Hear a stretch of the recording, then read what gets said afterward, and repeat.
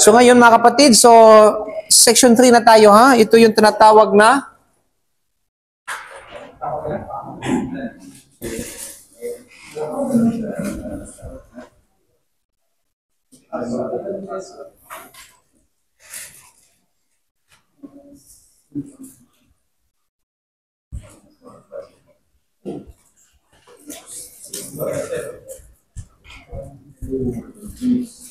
okay, ano ulit yung pag sinabi nating asar, anong ibig sabihin ng asar? Oh, ano yung asar? Ano yung ano ba yan? Plural term o singular term? Plural. Anong singular ng asar? So. Okay, soor. Okay? Soor. Now, anong ibig sabihin ng mga ito? Ha? Anong dumi? Yung si juice. Sobra o labis o tira. Okay? Sobra o labis o tira. Pero ang tinutukoy sa usaping fiqh, pag sinabing residues o asar o saar, ibig sabihin ito yung laway o kaya pawis o halumigmig ng sabihin natin ang tinatawag ng isang bagay. Especially pag pinag-usapan natin yung hayop. Okay, ibig sabihin yung laway ng hayop. Okay, o kaya yung sabihin natin yung halumigmig o moist or pawis ng hayop. Na kung saan dumampi sa mga sisidlan ng pagkain at saka ng inumin. So yun yung tinutukoy na sa tinatawag na fiqh. Okay? Doon umiikot yung usapin mga kapatid sa pananampalatayang Islam. At of course, sa topic natin na yung pagiging malinis ng asar o sor ng tao. Regardless Musliman o tinatawag na hindi Muslim. Diba? Okay, yun ang tinatawag na una, mga kapatid, yung purification o purity of human residues. O natalakay natin yan, na kung saan ito ay ijma' ng mga scholar at mangilan-ngilan na lamang yung mga ilan sa mga sumalungat dito, pero ito ay, sabihin natin ay, hindi ito isinaalang-alang. Now, dadako tayo ngayon sa tinatawag na batayan mga kapatid sa pananampalatayang Islam sa bagay na ito. Okay? So ano ang patunay, ano ang katibayan sa pagiging malinis ng asar o residues ng tao? Regardless kung siya man ay Muslim o hindi Muslim, regardless kung babae man o lalaki, regardless kung ikaw ay nasa kalinisan o hindi kalinisan. Okay? Regardless kung ikaw ay nasa junub o haid yung babae, or postnatal bleeding, or sabihin natin menstruation yun, may haid yung tinatawag babae, o sabi natin postnatal bleeding. Okay? So ano yung mga patunay hinggil sa bagay na ito mga kapatid sa pananampalatayang Islam? Ang patunay unang-una ay mula sa sunnah ng Propeta Muhammad sallallahu alaihi wasallam sa kanyang hadith, mula sa salaysay ni Anas bin Malik radhiyallahu an, na sinabi, "Qadiman Nabiyyu sallallahu alaihi wasallam al-Madinata wa ana ibn 10, wa mata wa ana ibn 20. Wa kunna ummahati yahtuthnani ala khidmatihi.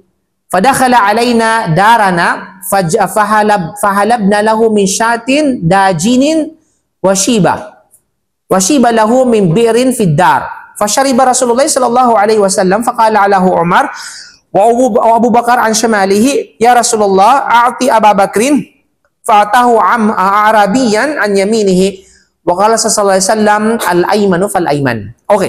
Maganda, actually maganda yung ano ng hadith. At marami tayong mapupulot sa tinatawag na hadith na ito. Na mga kapakinabangan, English sa tinatawag na fiqh. So dumating ang sabi, sino nang sabi? Si Anas bin Malik. Sabi niya, dumating ang Propeta sallam sa Madina. Alam natin si Anas bin Malik mga kapatid, siya yung inoffer talaga na anak ng kanyang mismo magulang para magsilbi kay Propeta sallam. Dahil sa pribilehiyo na yun, pinapanalangin siya ng Propeta sallam na magkaroon ng mahabang buhay at magkaroon ng maraming anak. At siya ang pinakamahabang buhay mula sa mga sahaba. Si Anas bin Malik. At siya rin ang pinakamaraming anak. Okay? Isa mahigit 100. Ayon sa ibang narration. No? Ganun ka, mga kapatid. Grabe no? Subhanallah. Okay? Ha? Assignment nyo yan. Okay. Dumating ang Propeta sa Madina at ako ay nasa 10 gulang pa lamang noon. 10 years old. Okay? At siya ay binawian ng buhay samantalang ako ay nasa 20 gulang. So 10 years lang ang pagsasama nila ng Propeta Muhammad sallallahu alaihi wasallam. Subhanallah. At ako ay pinapayuan ng aking magulang noon na pagsilbihan ng Propeta sallam. Iyon ang payo, pagsilbihan ng sallam. Kaya nga siya ay ginawang, kumbaga, a little servant. No? Kaya nga, pagdating sa tinatawag na parang kanang kamay ba na parang utusan. Oh. Kaya nga, pagdating sa mga pagkain, anong paman, maraming narration si Anas bin Malik. Kasi siya yung nakakasama ng Propeta sallam lagi-lagi, especially sa loob ng tahanan. Okay? Okay. Kasi nakakapasok siya sa mga asawa ng Propeta kasi bata pa siya eh. Kaya mga narration, mga hadith niya patungkol sa, alam mo yung kung ano nakikita, obserbahan niya kay Propeta sallam pati sa kanyang mga asawa. Okay? Kaya nga, at ako ay pinapayuan mo nga na pagsilbi ng Propeta sallam. Kaya naman, pumasok sa aming tahanan ng Propeta sallam dahil dito ay aming kinatay ang malambot na kambing para sa kanya at aming itong hinaluhan ng tubig mula sa balon ng bahay at uminom mula rito ang Propeta Muhammad sallallahu alaihi wasallam. Kaya nung dumating sa kanilang bahay, pinagsilbihan. Para sa ganun, of course, that time ay hindi pa naging servant ba? Yung, kasi pupuntahan para, alam mo yun, para, yun nga, para bumisita sa kanila at doon in-offer ng kanyang ina, si Anas bin Malik kay Propeta sallam. Kaya nung bumili sa kanila, pinagkati ng malambot na, sabihin natin, yung malambot para siyang walang masyado, yung ano lang ba? Walang, hindi malaman. Na kambing, kumbaga makapasa pa na, para sa kanya. At aming itong hinaluhan ng tubig. No? Mamaya, pag-usapan natin dito. Kasi merong ano dito, ito ba'y pandaraya o hindi? So, yan natin yan. Parang dulo yung payat. So, ang ginawa, hinaluhan ng tubig mula sa balon ng bahay at uminom mula rito ang Propeta sallam. No, sinabi sa kanya ni Umar at nasa bandang kaliwa noon ng Propeta si Abu Bakar. So kasama ng Propeta sallam yung ibang mga sahaba. Sa kaliwang banda niya ay si Abu Bakar. Tapos sa kanang banda mayroong parang badu. At nandoon si Umar bin Khattab. So sinabi ni Umar bin Al-Khattab kay Propeta Muhammad sallam, sabi niya, "Ya Rasulullah, o Propeta ng Allah, bigyan mo si Abu Bakar." Anong ibibigay? Yung para siyang broth. Parang ano ba? Parang sabaw. Mula doon sa pinakuluan na sabihin natin na kambing. Okay? So, bigyan mo si Abu Bakar. Subalit, anong ginawa ni Propeta sallam? Binigyan nito ng Propeta sallam ang isang Arabo na nasa bandang kanan niya. Okay? Inuna yung Arabo. Tandaan natin kung ano yung status sa Abu Bakar kay Propeta sallam, mga kapatid.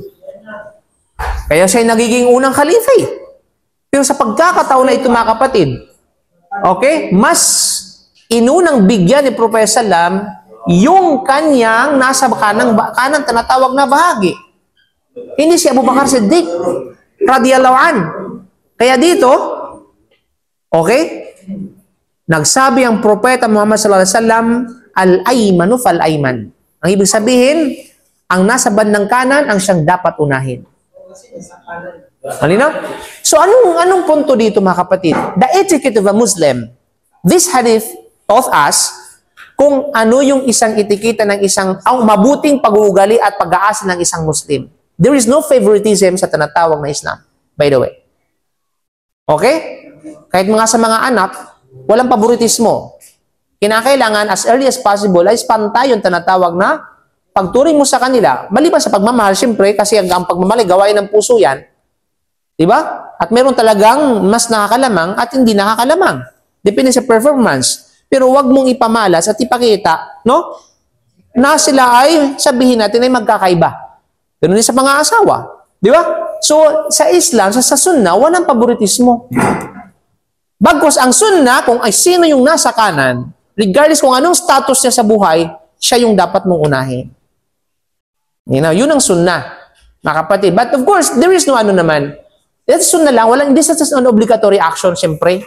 Hindi na pag inuna mo sa kaliwa, kasi nandun si kumpare, okay, may pagkakautang ka doon, nakakaya, baka singilin ka mamaya pag hindi mo siya inuna.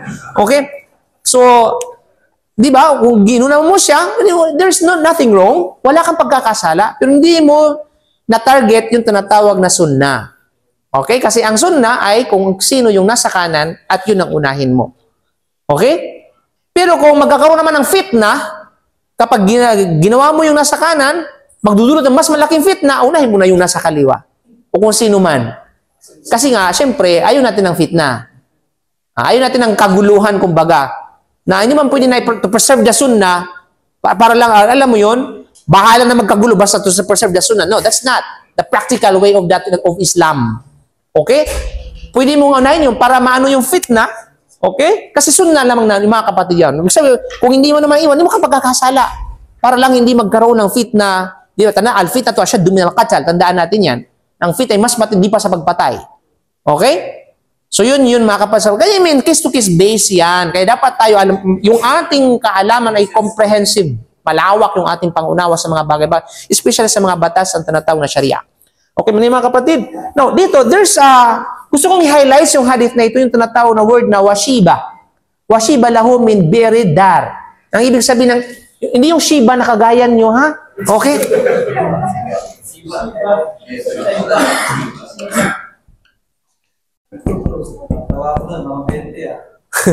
Shiba. Okay? From the word, tinatawag na shaba. Shiba, minsan, Shiba, minsan matanda. Okay, nagkaroon ng gray. Okay, sabihin natin, matanda. You know yun, ha? Pero sa hadith na ito, ang ibig sabihin ng Shiba ay hinaluhan. Hinaluhan ng tubig. Para magmukhang maganda at magmukhang marami. Oh, may cost. Now, there's a rule sa tinatawag na Sharia mga kapatid sa panampalatayang Islam. Ang Shiba ay ang gatas na hinaluhan ng tubig. Gatas na hinaluhan ng tinatawag na tubig. Okay? Ay, natural yun, Ustad. Ha? Di ba sabi mo sinagawan? Ay, natural talaga ng tubig. Yes, kasi, di ba, nakalagay sa tinatawag na hadith na, actually, di ba, bago na kinatay, pinapress mo na yung gatas ba para magkaroon ng ano. At yun yung pinaino sa mga, at same time, may mga broth at same time. So, ang tanong, pwede bang, may tuturing bang pandaraya yun? That's the issue. Kasi hindi pure lahat eh. Ibig sabihin, naging 90%. Halimbawa, gatas, sabi natin gatas, naluwan mo ng tubig. Is it considered, sabi natin deceiving? Hindi? Okay, I like that. Depending situation. Would you mind to elaborate? Masyadong marami yung bisita mo, parang sa tingin mo hindi siya sasapat. Dagdagan ko na kaunti, para malaki. So, kailan magiging deceiving? Hindi yan the same. Kaya nga, kailan magiging deceiving? Anong situation? Binigyan mo pa rin. Sino lang ang binigyan mo? Ha? That's right. I like that answer. Okay? Magiging deceiving lamang yan at maging ipinagbabawal sa larangan ng pangangalakal. Okay? Pero pagdating sa tinatawag na hindi pangangalakal, to entertain the visitors, para pagsilbihan yung mga bisita, that's fine. Yan ay tinatawag na hindi mahuhulog sa pandaraya. Okay? Pero pagdating sa pangangalakal, pagkakakitaan, yan ay tinatawag na sabihin natin ay pandaraya. Mangasya na, falaysa minna. Okay? Ang sino mang nandaraya ay hindi kabilang sa amin. At ayon kay Imam Nawawi rahimahullah, at sa kanyang sinabi na Shiba, na ang ibig sabihin nito ay hinaluan, at ito ay maaaring gawin. Ipinagbabawal lamang ito kung may layuning ito ay ipagbili o sa pangalakal dahil ito ay mahuhulog sa pandaraya. Kasi sinabi ng mga scholar, at ang dunong o ang hikma sa paghalo nito na ginawa ni Anas bin Malik ay upang maging malamig o mas dumami o magiging sapat para sa lahat. Yun ang tinatawag na dunong. Kaya ginawa yun. So, di ba? So, ulitin ko, kailan magiging bawal ang paghalo ng tubig sa inumin o gatas o namang katulad nito? Para magmukhang marami? Marami yan sa bakala. Di ba? Marami nagbibita ng juice, mas marami pang tubig kaysa juice. kaysa hinalong tinatawag na juice. Di ba, Mas ma- Ayun pa. kung binibenta mo, may halo na talaga. Kumbaga, ito yung halaga ng pure, ito yung halaga ng minahalo. Kumbaga, No, in order to come up a thing, kailangan haluan ng mga kasi components naman yun eh. Hindi magiging isa malimang. Ang juice, hindi magiging juice kung walang tubig, siyempre. Ang problema, mas lamang yung tubig kaysa doon sa tinatawag na nagmukha ng mapusyaw. Oh, kay ginaluan na tinatawag na yelo. Oh, kaya nga, that is pandaraya. Walang duda. Sino naman tatawag na juice yun? Ayaw ko anong tawag doon. O juice colored. Okay? Diba? Marami na sa mga business na yun mga ginagawa nila.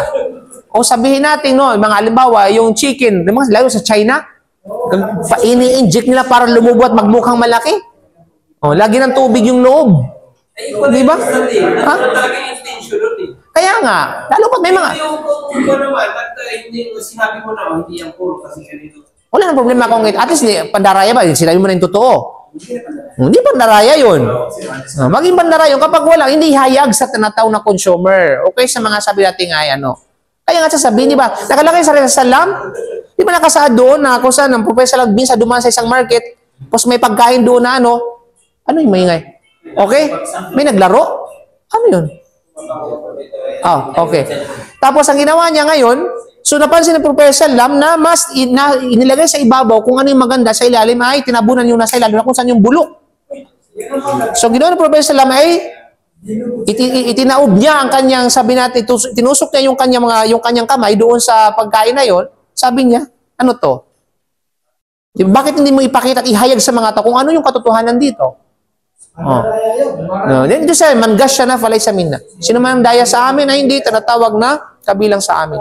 Malinaw? So kung ihahayag mo yung katotohanan, kung sa isang produkto, di walang pandaraya mangyayari kasi inihayag mo. Okay mga kapatid. So yun yung sabi nating aral na maaaring makuha natin dito mga kapatid sa pananampalataya. So, ano yung punto sa issue? Balikan natin yung issue. Paano naging batayan yung hadith na yun sa usapin natin?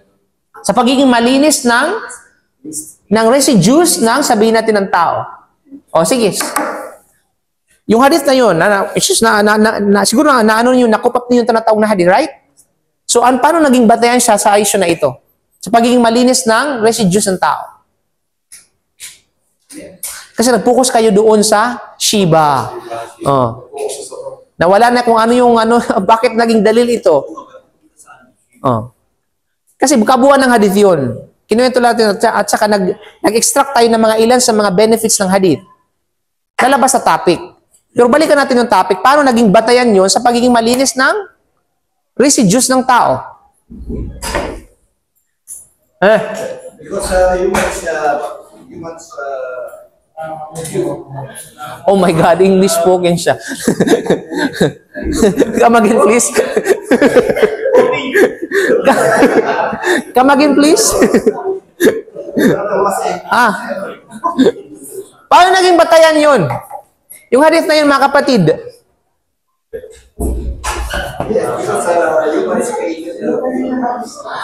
I'm talking about sabihin natin na the hadith. Paano siya naging proof, naging dalil sa tinatawag na issue na ito, sa pagiging, kasi ito yung issue natin pagiging malinis ng residues, ng tira o laway ng tinatawag na tao. Saan bahagi ng hadith?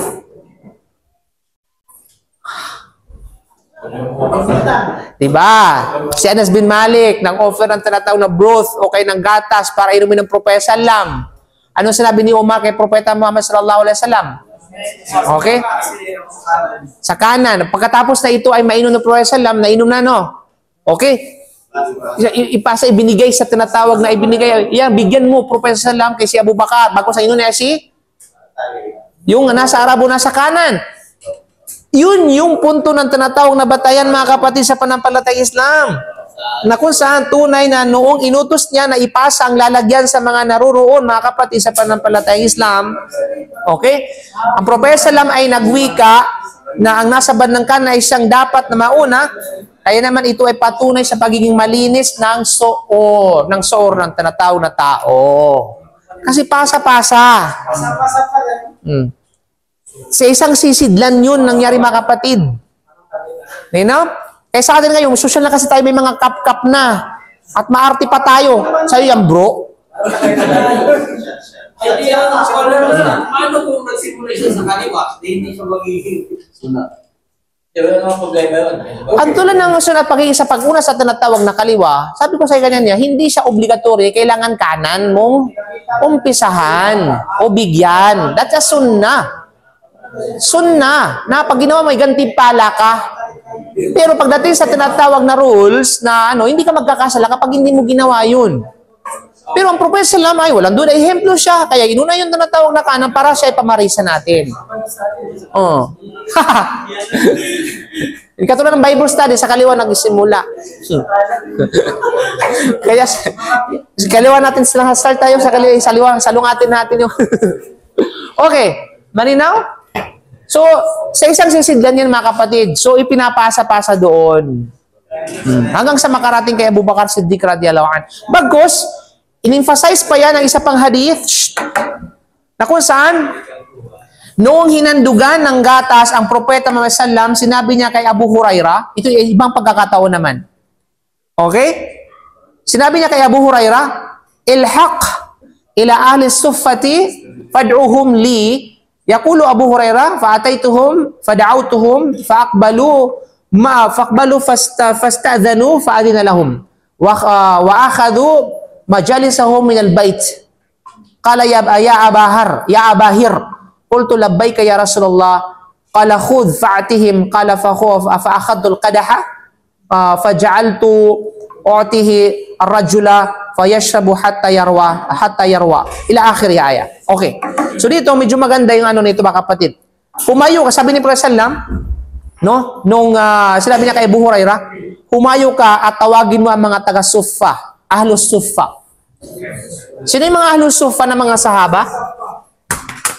Mayroon mga sahaba na tinatawag na Ahlus Suffa. Mashallah.